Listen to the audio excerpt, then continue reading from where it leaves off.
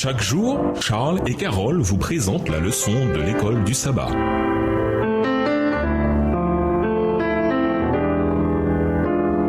Bienvenue à votre émission. Dieu nous parle. Nous voilà la leçon de dimanche. Retenir les vents. Lisons Apocalypse 7, les versets 1 à 3 et 2 Pierre 3, les versets 9 à 14. Que voit Jean? Combien de temps les anges sont-ils censés retenir les vents? Qu'arrivera-t-il quand le scellement sera terminé? Apocalypse 7, les versets 1 à 3. Après cela, je vis 4 anges. Ils se tenaient debout aux 4 coins de la terre. Ils retenaient les 4 vents de la terre pour qu'aucun vent ne souffle ni sur la terre, ni sur la mer, ni sur aucun arbre. Et je vis un autre ange monter du côté de l'Orient.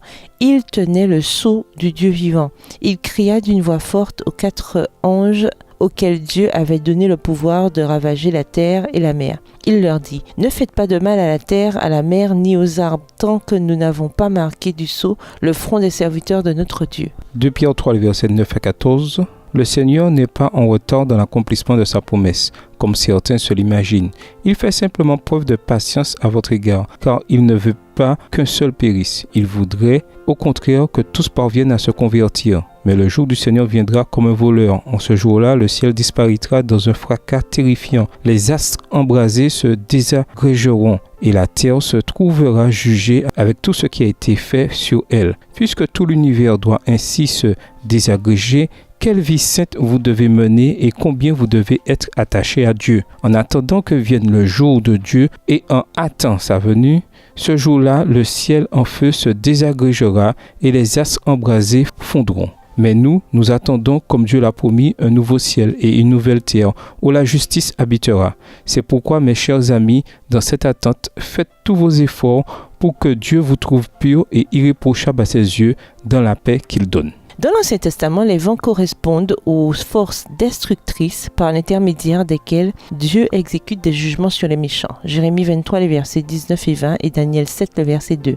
Les anges de Dieu ayant cessé de tenir en échec la violence des passions humaines, tous les éléments de discorde seront déchaînés. Extrait du livre La tragédie des siècles, au chapitre 39 à la page 540. Ces forces destructrices sont retenues par l'intermédiaire divin tandis que le scellement du peuple de Dieu a lieu. Dans l'Antiquité, le scellement avait pour sens premier la propriété. Le sens du scellement symbolique dans le Nouveau Testament est le suivant. Le Seigneur connaît ceux qui lui appartiennent, de Timothée 2, verset 19. Dieu reconnaît ceux qui font partie de son propre peuple et les celles du Saint-Esprit. Éphésiens 1, verset 13 et 14 et Éphésiens 4, verset 30.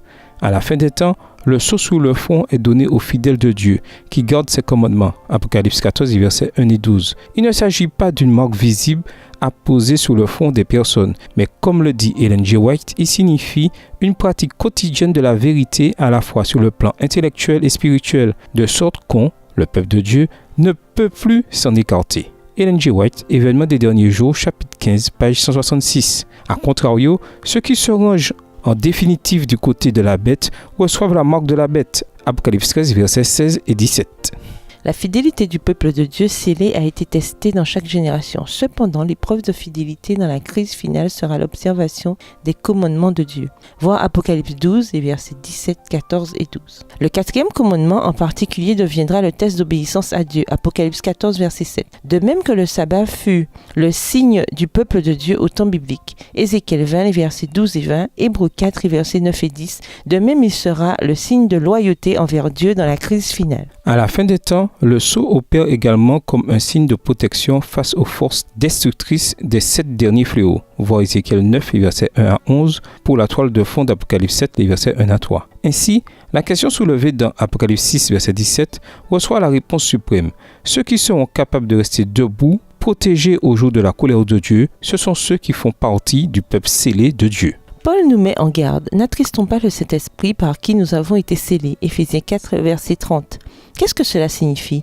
Une fois que vous avez votre réponse, quel choix pouvez-vous faire pour ne pas l'attrister? Et nous vous laissons à cette question de réflexion. Selon vous, pendant combien de temps encore Dieu devrait-il retenir les vents? Au revoir. Et à demain si Dieu veut.